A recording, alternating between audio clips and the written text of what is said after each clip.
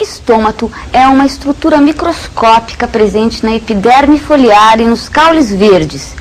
É formado basicamente por duas células clorofiladas riniformes que se aproximam ou se afastam, abrindo ou fechando o ostíolo, um orifício por onde se efetuam as trocas gasosas necessárias à vida da planta.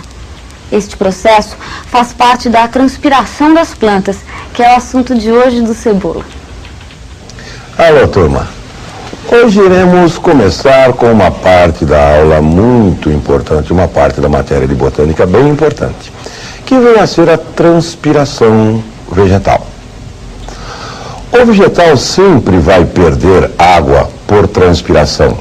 Transpiração seria até, poderíamos dizer, um mal necessário ao vegetal.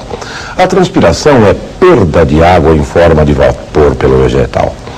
Pode ocorrer por uma estrutura chamada estômato, ou pode acontecer pela própria cutícula da célula da planta. Como é que nós vamos dizer o que é a cutícula? O que é o estômato? Vamos imaginar uma folha em corte. Peguemos uma folha, cortemo-la e vamos olhar como seria esse corte em uma estrutura microscópica do vegetal.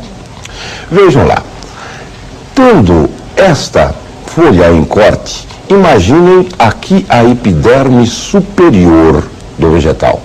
Existe uma camada de cera impermeabilizante pela parte de cima, chamada cutícula. Essa cutícula serve para impedir perda de água em grande quantidade pelo vegetal. Existe o que nós chamamos de mesófilo da folha. Toda essa parte seria o mesófilo, ou também chamado parênquima clorofiliano.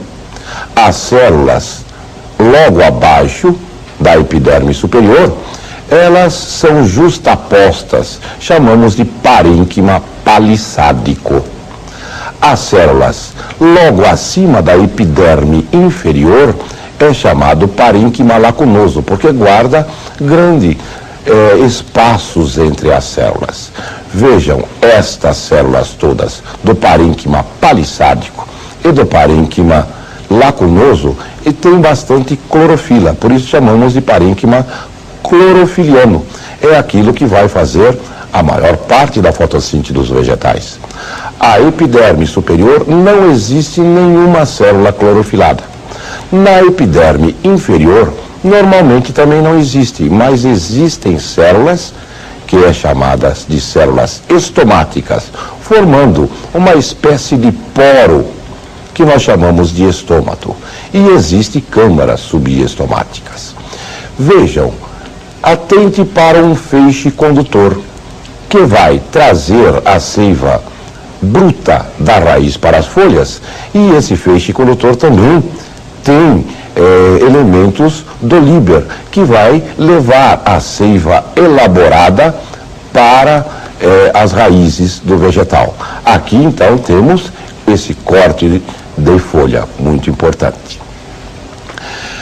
Vamos dar uma olhada agora como é que aquelas células estomáticas.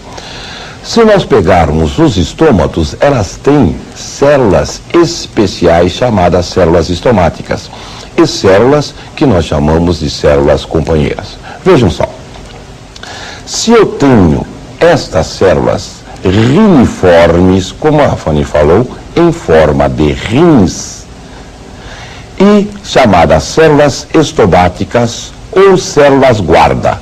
Células guardas do quê? Do ostíolo. Esse ostíolo, ele nada mais é do que um poro por onde vai passar os gases e por onde irão passar também o vapor de água. Estas células são chamadas células companheiras ou células anexas. Se cortarmos esse estômato transversalmente, nós teríamos esta figura, aonde eu tenho as células guardas e as células companheiras. O vegetal, ele consegue controlar a transpiração dele, abrindo ou fechando os seus estômatos. Como é que ele irá abrir e fechar os seus estômatos? As células guardas ou células estomáticas, elas possuem um reforço em sua parte interna, na região do ostíolo, que impede que esta parte se dilate, cresça. O resto da célula existe uma membrana mais elástica, permitindo então a abertura e o fechamento deste ostíolo. Como ocorre essa abertura e esse fechamento do ostíolo? Vejam, nesta parte interna, perto do ostíolo, existe um reforço e a de lignina. No resto da célula, no resto da membrana, não existe esse reforço. Se houver um aumento de turgescência, isso é, turgor, aumento, vamos falar do inchaço da célula, ela crescer de volume, vai abrir o ostíolo, porque essa parte não há uma dilatação e existe dilatação no resto do vegetal. Então, vejam só, se esta célula perder água, diminuir a concentração, diminuir a turgescência da célula, o ostíolo fechará. Então, quando a célula está túrgida, está inchada, abre o ostíolo. Ela está com pouca turgescência, está murcha, fecha-se o ostíolo. Pensem nisso com a célula guarda. Como ocorreria isso numa vista em corte? Como apareceria isto na célula estomática ou célula guarda? Vejam aqui. O ostíolo aberto, a célula está túrgida, está inchada, fazendo abrir esse ostíolo. Quando diminui, vejam, a espessura dessa célula, vai aumentar o seu comprimento.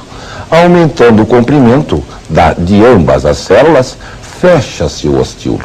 Então, diminui-se, olha, a largura da célula aumenta em comprimento e fecha este ostíolo. Importante que nós devemos saber, aumenta a turgescência, abre o ostíolo. Quando a célula tem bastante água, ela vai poder então abrir o ostíolo. Quando as células têm falta de água, fecharão os ostíolos. Vamos ver os mecanismos que o vegetal utiliza para abrir e fechar os ostíolos. Vejam aqui.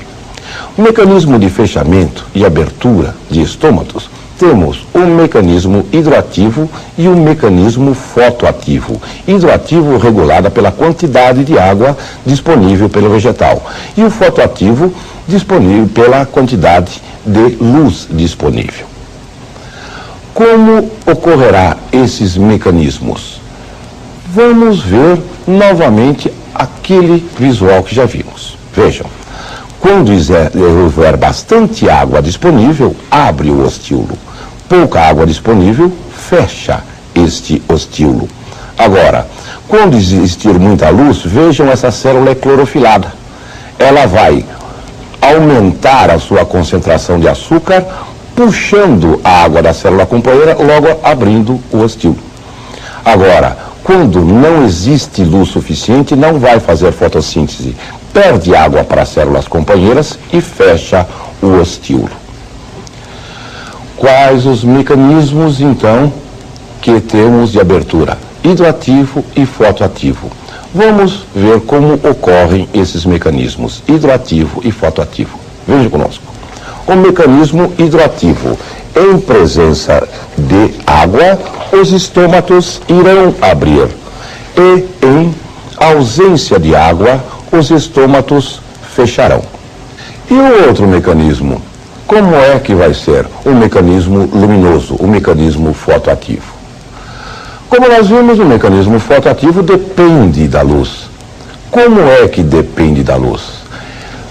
O mecanismo fotoativo vai dizer, então, que em presença da luz, os estômatos irão abrir e em ausência da luz, os estômatos irão fechar.